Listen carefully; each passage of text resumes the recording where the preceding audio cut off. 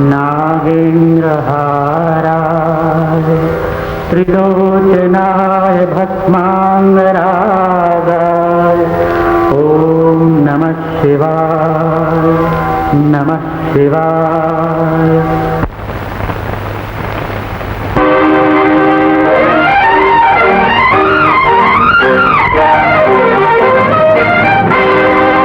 जागो जागो जागो,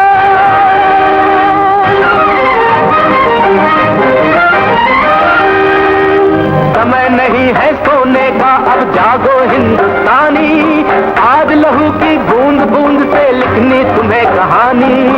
जागो हिंदुस्तानी जागो हिंदुस्तानी जागो हिंदुस्तानी जागो जागो हिंदुस्तानी।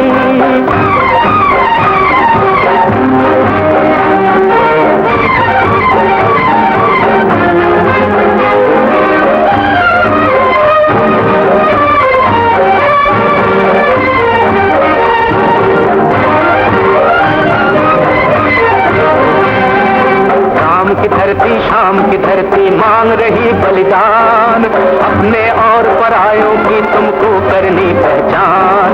जीती बाजी हार न जाना बन करके नादान, नहीं हटा करती है पीछे सिंहों की संतान।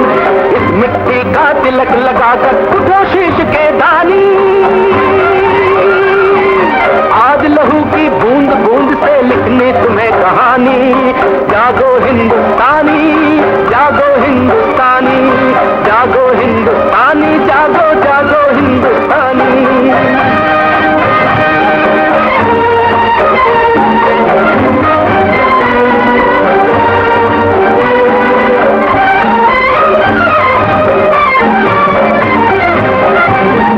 जागो जागो इस मिट्टी का फूल न जाना नाता, एक बार ही जीवन में शुभ दिन है ऐसा आता। कहीं तुम्हारी बेखबरी से छाए नहीं अंधेरा, कहीं देश की आजादी को छीने नहीं लुटेरा।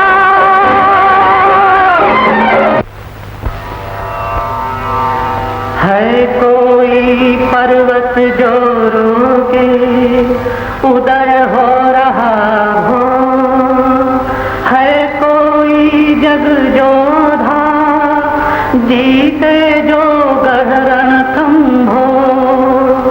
सिंह सुमन सद पुरुष वचन कदली फले एक बार। तिरिया तेल हमीर हठ चाहे न दो जीवा।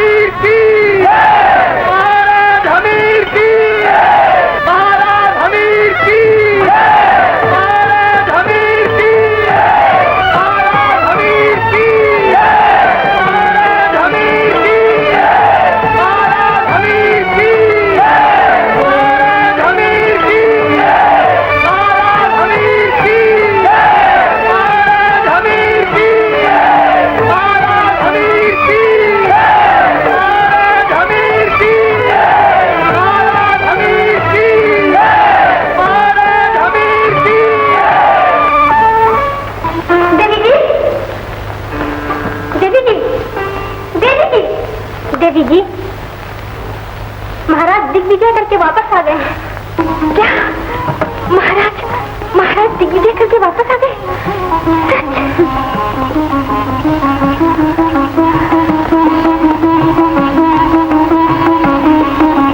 मेरे जन्म जन्म के साथी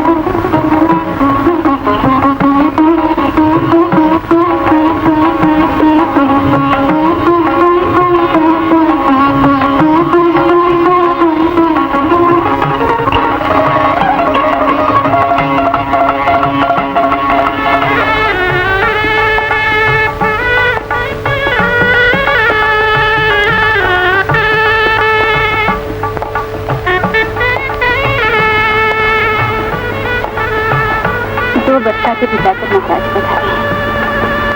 आपके दर्शन पाकर प्रजा कितनी सुखी होगी। किंतु हम अपनी प्रजा और महारानी को इस फल के लिए भी नहीं भूले। दोनों के लिए विजय की भेंट लेकर आए हैं।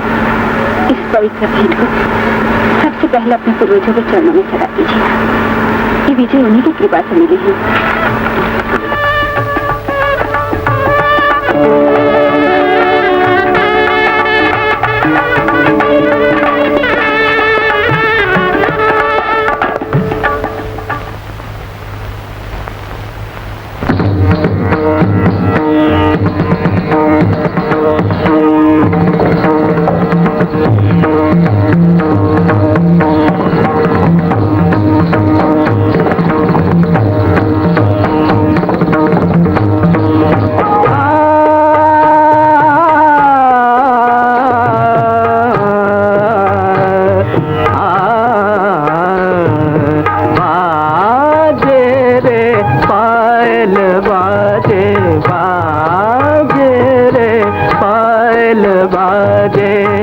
सुंदर सपने नयन विराजे, सुंदर सपने नयन विराजे, बाजे रे पायल बाजे, बाजे रे पायल बाजे।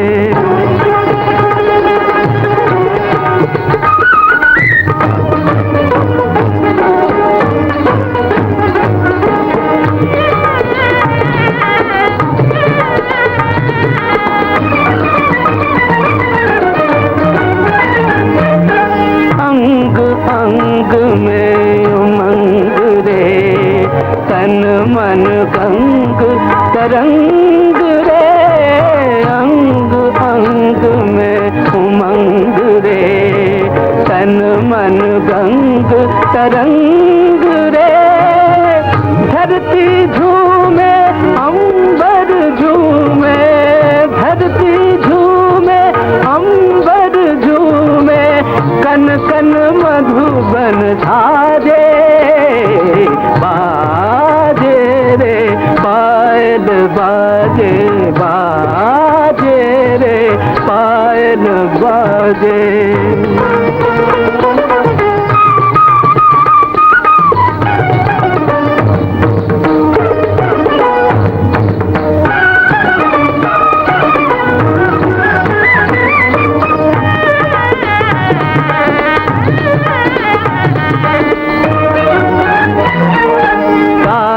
ताल के अंगना अंगना, धन के नूपुर खन के कंगना, ताल ताल के अंगना अंगना, धन के नूपुर खन के कंगना, पलक हिंडोले चितवन झूले, पलक हिंडोले चितवन झूले, रूप लजीला लाजे, बाजे रे पायल बाजे, बाजे रे पायल बाजे।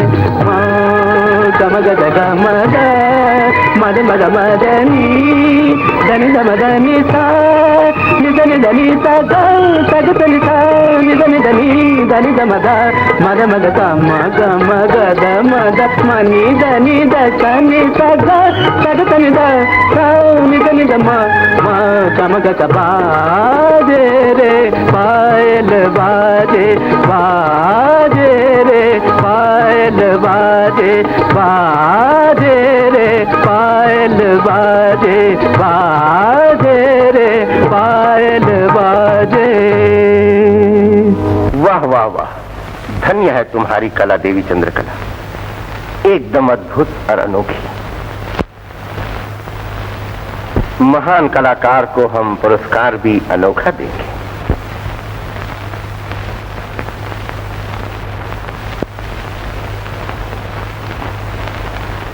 देवी चंद्रकला, हम तुम्हें एक वचन देते हैं, एक वरदान देते हैं। जिस समय और जो भी तुम्हारा मन चाहे मांग लेना।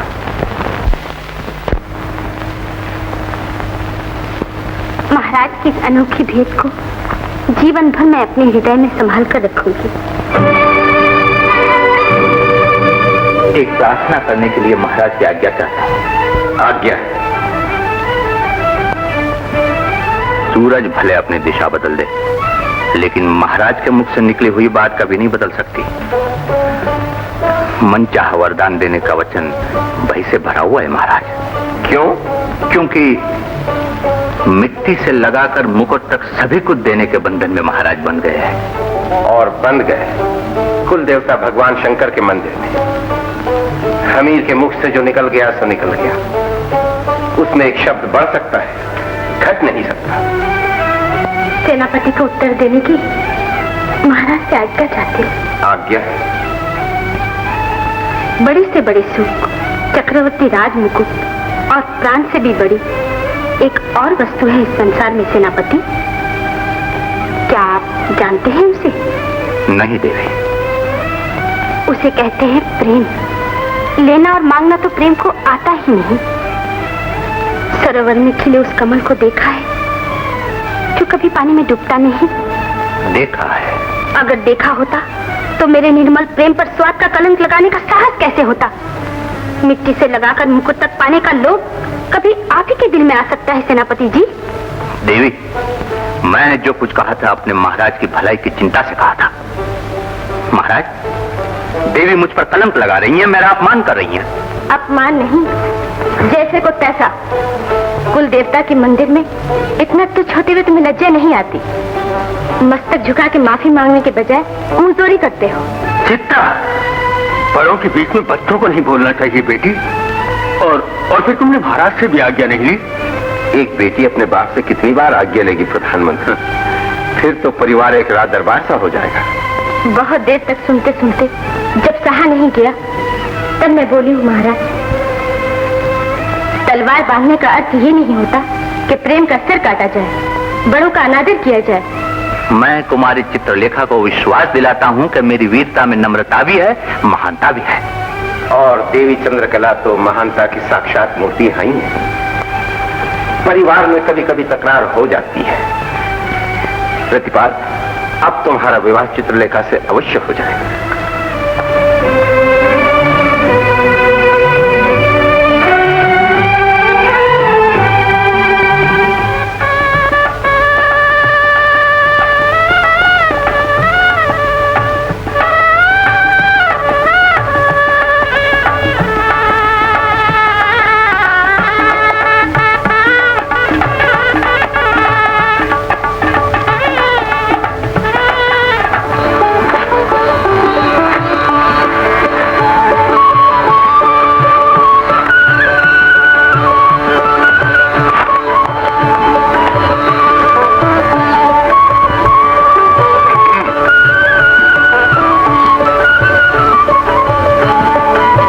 देकर एक बात याद आ गई महारानी।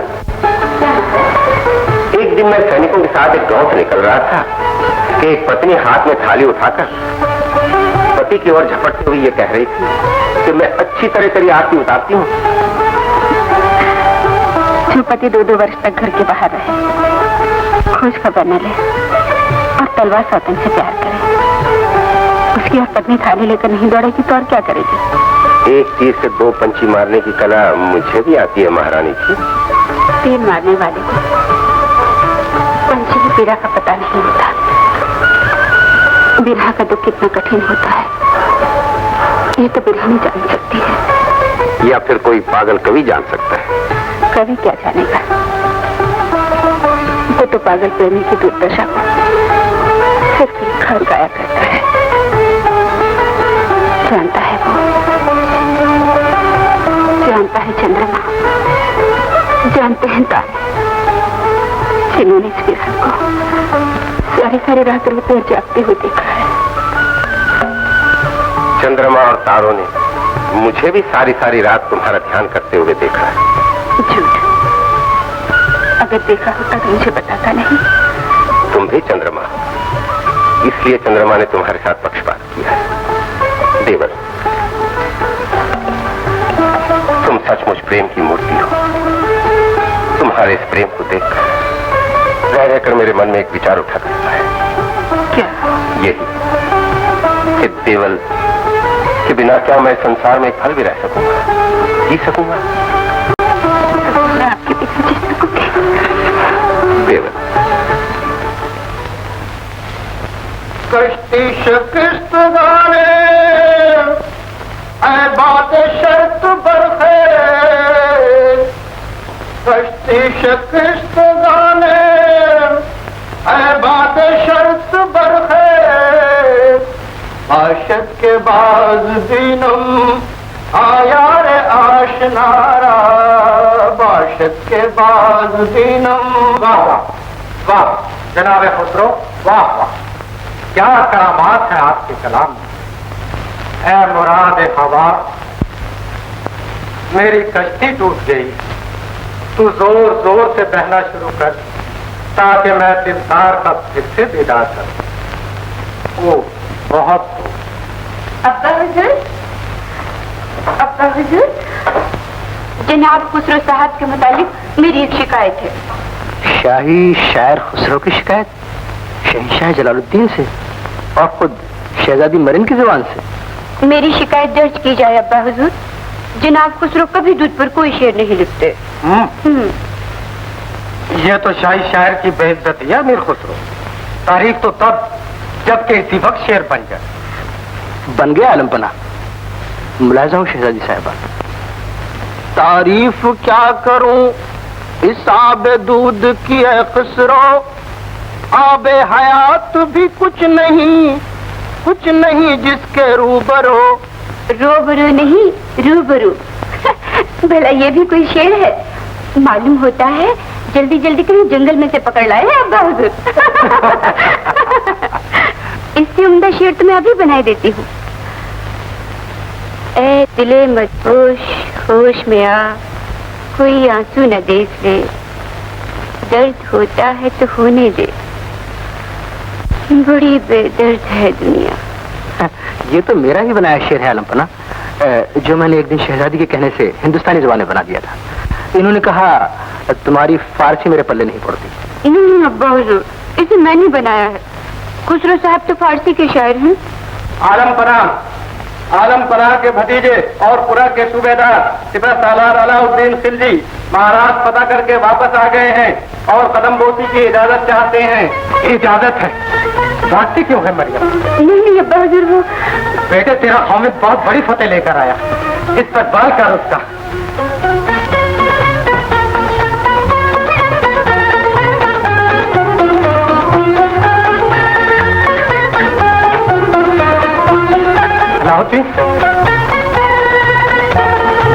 अलाउद्दीन बेटा आ गया तू। इस पता की खुशी में हम तुम्हें अयोध्या का भी सूबेदार मुकर्रर करते। अलाउद्दीन बेटा, हमें बड़ी खुशी हुई।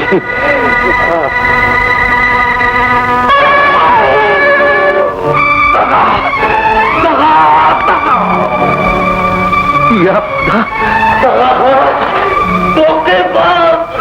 खुदा करे मुझे तो दुखने की जगह न मिले।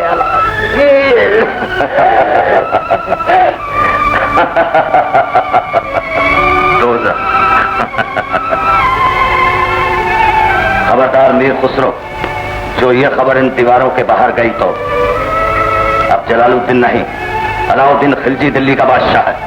मुबारक हो, खून से भीगा हुआ तख्त ताज तुम्हें, मरहूम दोस्त मेरे, जन्नत हो नसीब तुम्हें।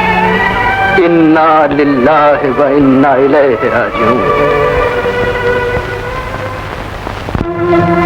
बा अदब, बा मुलाहिजा होशियार, बा अदब, बा मुलाहिजा होशियार, शाह आजम मलिके जाहो हशु, चश्म मुमलकित बालिये मिल्कियत, आफताब आलम हुजूर मौजे मंजूर, शहनशाह आलमगीर अलाउद्दीन खिलजी तशरीफ ला रहे हैं। निगाहे बरज़मी नफस खामोश, इस्तिदाए बस्म ताज़ीम, बा अदब, बा मुलाहिजा होशियार।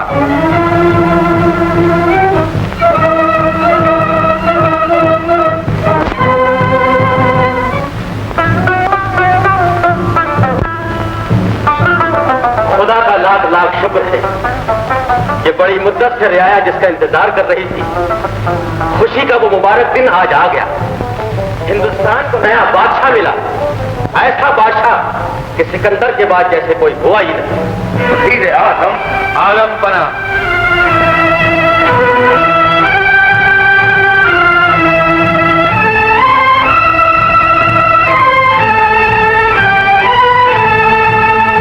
हिंदुस्तान को फतह करने में मीर मंगोल ने जो बहादुरी दिखलाई है उसकी हम कदर करते हैं और उन्हें तमाम शाही फौजों का सिपह सालार मुकर्रर करते हैं।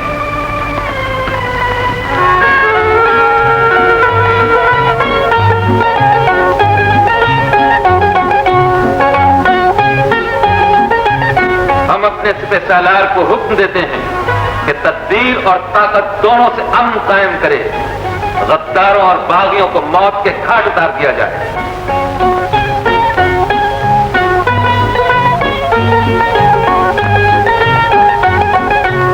अपने छोटे भाई शहजादा आलम खान को हम मीर मंगोल के मातहत शाही फौजों का सिपह सालार मुकर्रर करते हैं।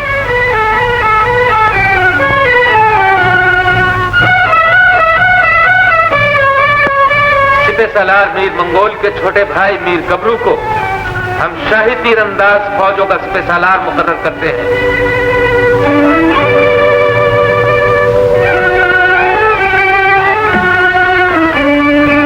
मीर सिकंदर को हम शाही घोड़सवार फौजों का सिपह सालार मुकर्रर करते हैं।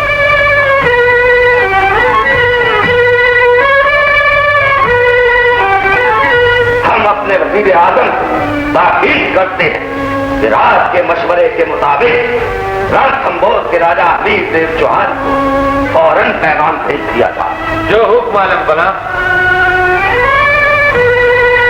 श्रद्धा के साथ, सम्मान के साथ, सब सावधान, शत्रु के महाकाल, प्रजा के प्रतिपाल, शंकर के पुजारी, सत्य के ध्वजधारी, परम चक्रवर्ती चौहान वंश भूषण राजा धीराज महाराज अमीर देव चौहान दरबार में पधार रहे हैं।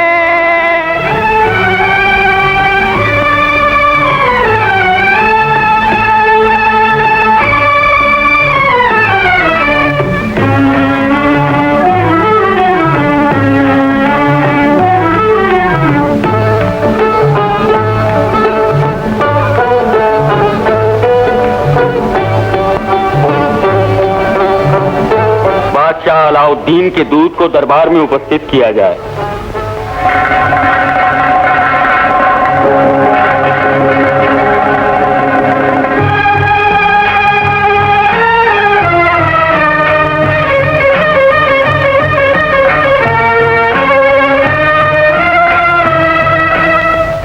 हिंदुस्तान के शहंशाह अलाउद्दीन खिलजी ने महाराज के नाम ये खत भेजा है। महामंत्री,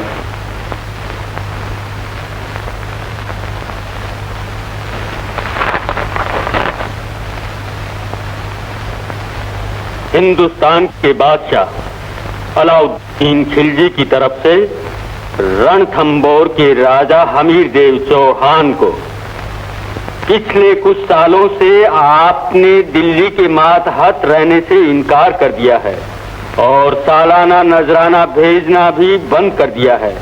अलावा इसके हिंदुस्तान के बहुत से राजाओं को अपनी ओर मिलाकर शाही सल्तनत के खिलाफ बगावत की साजिश भी की है। इत्तला दी जाती है और ताकीद की जाती है कि ताज की मातहती और सालाना नजराने का ताल्लुक फिर से कायम किया जाए। अगर ऐसा न हुआ तो रणथंभौर तबाहू बर्बाद कर दिया जाएगा। बमोहर अलाउद्दीन खिलजी।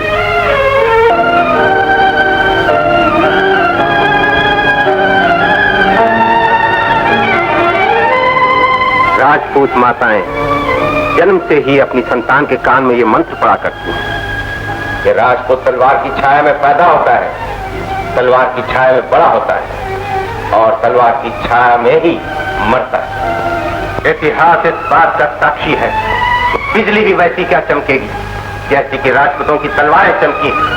समुद्र में भी इतना पानी क्या होगा जितना खून अपनी आन और आजादी के लिए राजपूतों ने कहा है। तो फिर मैं अपने बादशाह से जाकर क्या कहूं महाराज?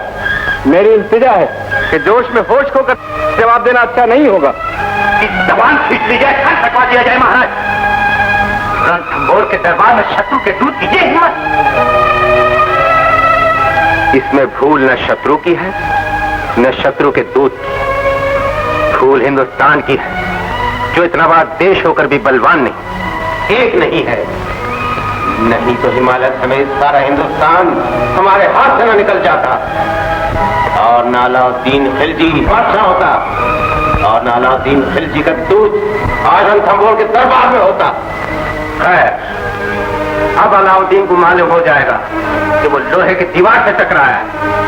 इस धमकी भरे पत्र का बदला या समय न चुका लिया तो हम ही जवान नाम नहीं।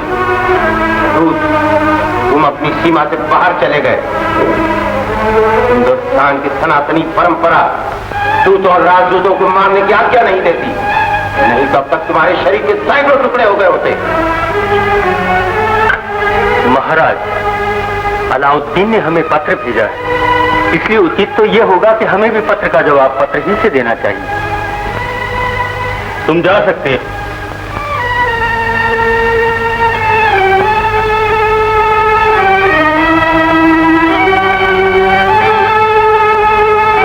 राजनीति में ऊंचे दर्जे की नीति का पालन होना ही चाहिए। पत्र में साफ साफ लिख देना चाहिए महाराज कि तलवार का जवाब हम तलवार से ही देंगे। जलती हुई आग में कूदने का अंजाम अच्छा न होगा। अलाउद्दीन को चेतावनी दे दी जाए महाराज कि जो हमारी स्वतंत्रता को बुरी निगाह से देखेगा उसकी आंखें निकाल ली जाएंगी। और महाराज, अपने को सिकंदर समझने वाले अलाउद्दीन को यह भी बता दिया जाए कि राजपूतों की तलवारों ने सिकंदर का भी घमंड चूर चूर कर दिया था। महाराज, शत्रु को पहली और अंतिम चेतावनी दे दी जाए कि अगर रणथंभौर पर हमला किया तो दिल्ली से भी हाथ धो बैठोगे। रणथंभौर पर हमला हो या न हो, अलाउद्दीन को दिल्ली छोड़नी ही पड़ेगी।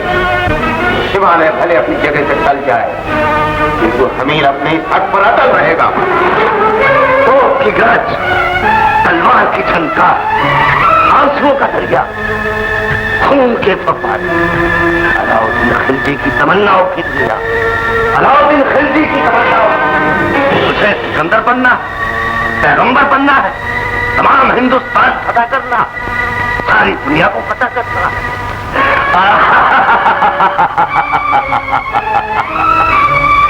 सिकंदर, सिकंदर आजम, अलेक्जेंडर, हमारे ख्वाबों की ताबीर, हमारी तमन्ना, हमारी उम्मीद।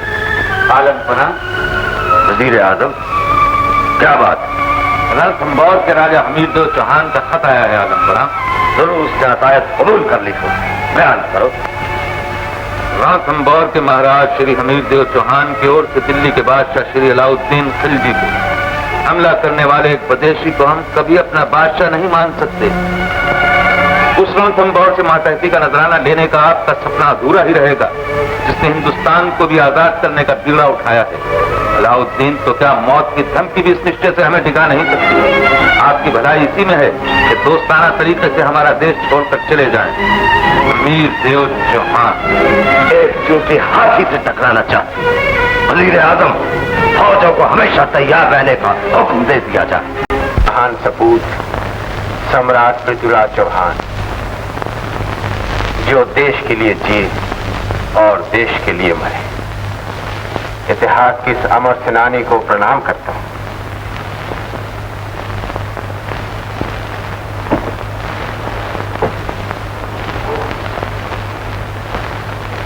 और सम्राट पृथ्वीराज चौहान की अनन्य प्रेमिका, राजनथ की देवी कर्नाटकी, प्रेम, कला और देशभक्ति की साक्षात मूर्ति।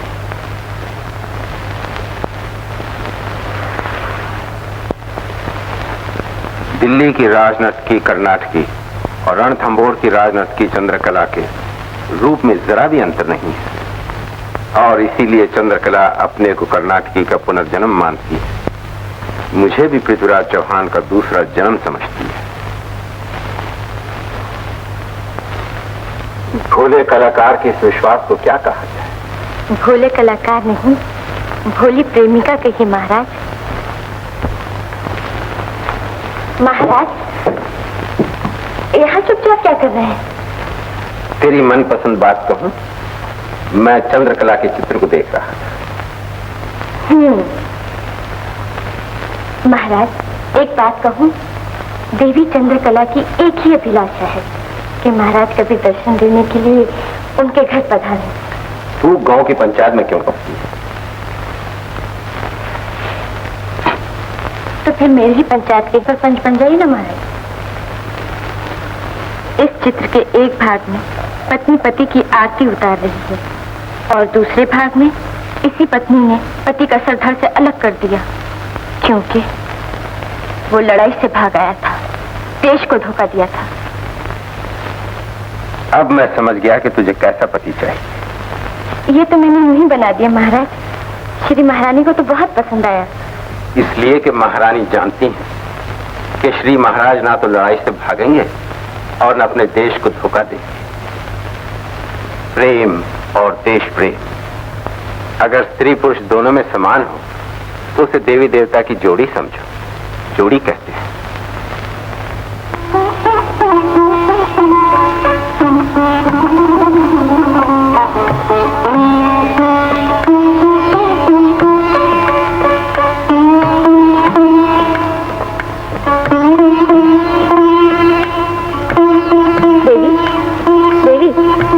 नारायण घर जाने की तैयारी में है।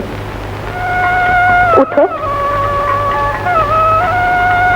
चलो श्रृंगार कर लो। आज पूर्णिमा है ना? मैं तो जीती जागती अमावस्या हूँ, जिस श्रृंगार को देखकर कोई प्रसन्न होने वाला ना हो, प्रसन्नता और प्रेम करने वाला ना हो। वो श्रृंगार शरीर में अंगार की तरह लगता है। मैं क्या तुम्हारा दुख नहीं जानती देवी? महाराज भी कितने निर्मोही हैं। निर्मोही बनना ही पड़ता है मुझे। खैर, छोड़ इन बातों को। तू चलकर श्रृंगार की तैयारी कर, मैं अभी आती हूँ।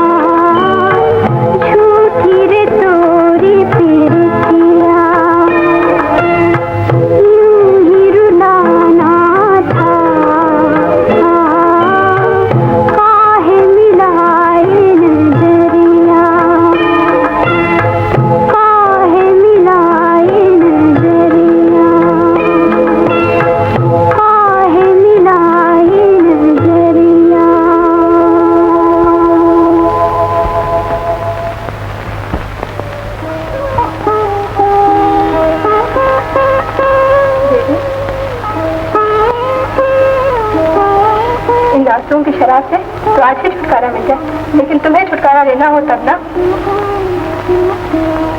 जन्म जन्म के आंसुओं से आज ही छुटकारा मिल जाएगा।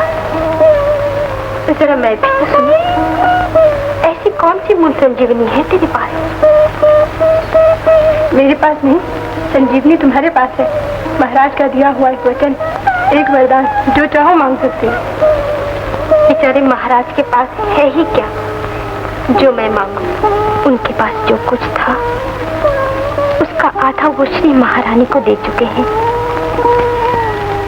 क्योंकि वो अर्धांगिनी जो है, और जो आधा बचा था उसका पूरा के पूरा वो देश और प्रजा को समर्पित कर चुके हैं।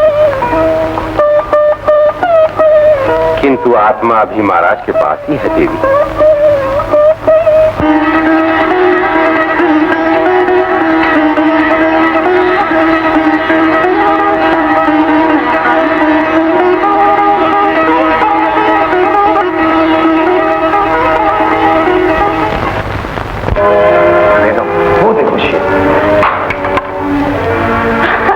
अरे ये तो बिल्ली भी ना निकली। आलिजा, आज सुबह पता नहीं किस मनहूस का मुंह देखा था। शेर तो क्या, बकरी का बच्चा भी अपने पास नहीं आया। अच्छी तरह याद कर लो बेगम उस मनहूस का नाम। हमने तो अलग सुबह तुम्हारा ही मुंह देखा था। नुसरत खान, आज तुम्हारा इम्तिहान है। आलिजा और मलका के शिकार की तमन्ना पूरी होने से पहले तुमको और तुम्हारे सिपाहियों को चप्पे चप्पे पर नजर रखनी है। बहुत मीर गबरू जी भाई, तुम घबराहट और परेशानी को दूर करके सहरगाह के पत्ते पत्ते पर पहरा देना। अगर शिकार हाथ से बचकर निकल गया तो तुम्हारे और तुम्हारे सिपाहियों की खैर नहीं। जो मीर सिकंदर, ख्याल रहे कि शेर का शिकार बादशाह सलामत और बेगम साहिबा का निशाना चूकने की सूरत में ही किया जाए। जो हो। मचान पर बैठे बैठे थक गए आलिजा, अब हम जंगल की सैर करेंगे। जरूर जरूर। फारूक भाई जी, आलम बना, नीचे उतरने का इंतजाम करो। चलो।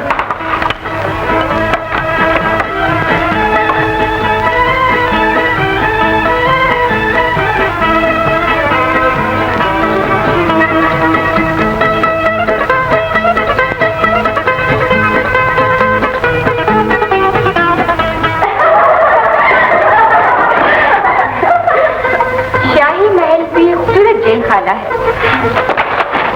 हमें तो ये जंगल बहुत अच्छा लगता है। ये ठंडी ठंडी हवाएं, महकी महकी फिजाएं, काली काली घटाएं। ऐसे में दिलरुबा के साथ दिलवर न हो तो मौसम को कौन गाली न देगा? दिल यही कहता है, काश वो होते।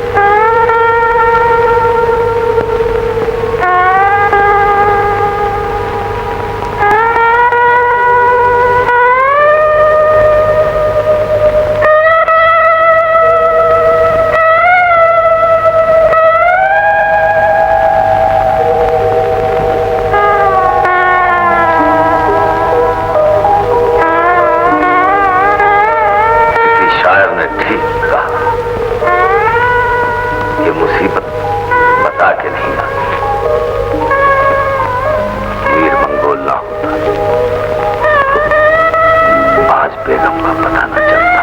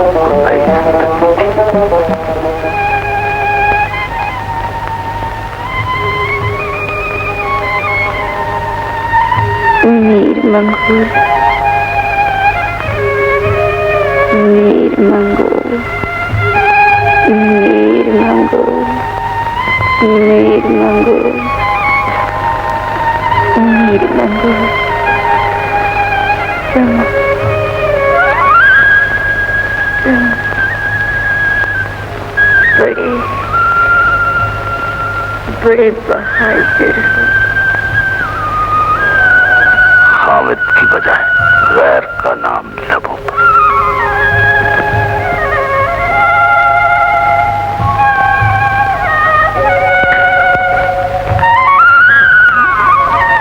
मीर मंगोल को गिरफ्तार कर लिया जाए। मीर मंगोल नमक हराम।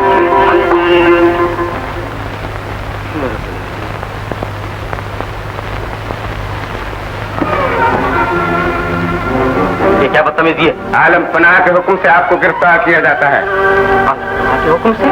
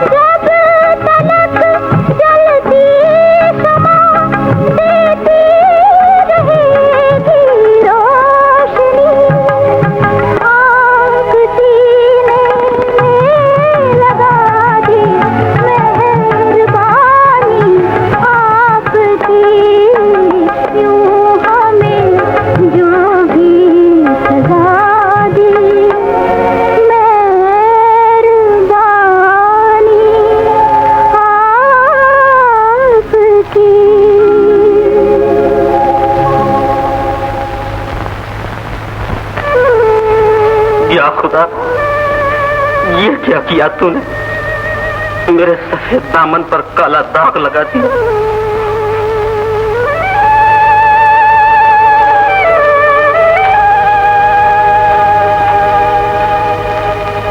जिंदगी भर की ईमानदारी और वफादारी के बदले में गद्दारी का खिताब मिला मुझे। वक्ती का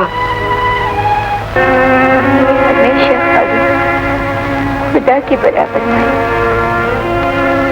जान से भी ज्यादा प्यार किया और उन्होंने मुझ पर झूठा इल्जाम लगाया।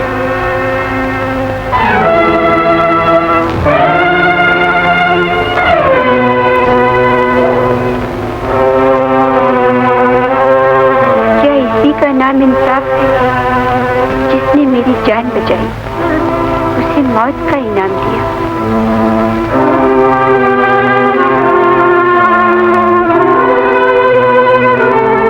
मगर मैं इस नाइंसाफी को बर्दाश्त नहीं कर सकती। जिसने मुझे बचाया मैं उसे जरूर बचाऊंगी, फिर इसका अंजाम चाहे कुछ भी क्यों ना हो।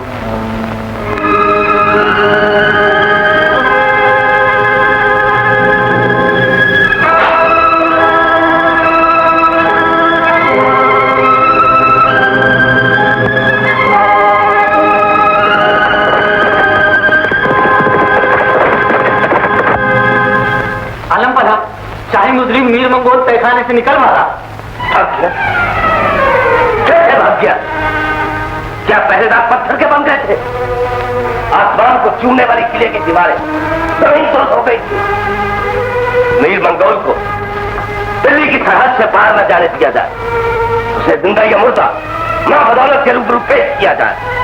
जाओ मीर मंगोल, मीर मंगोल।